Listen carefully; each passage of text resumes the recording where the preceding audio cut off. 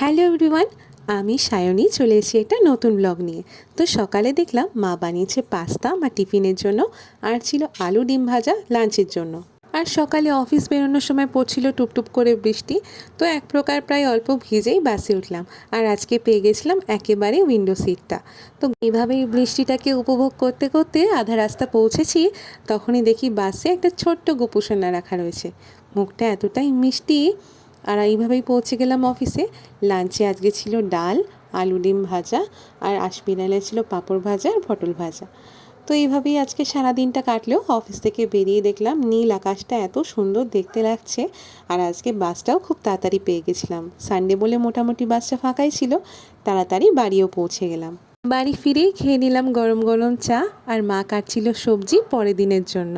আর আজকে রাত্রিরে ছিল বাড়িতে বানানো ফ্রাইড রাইস আর চিলি চিকেন। তো আজকের দিনটা এইভাবেই কাটলো। আজ তাহলে আসি, আবার আসবো একটা নতুন ভিডিও নিয়ে। টাটা।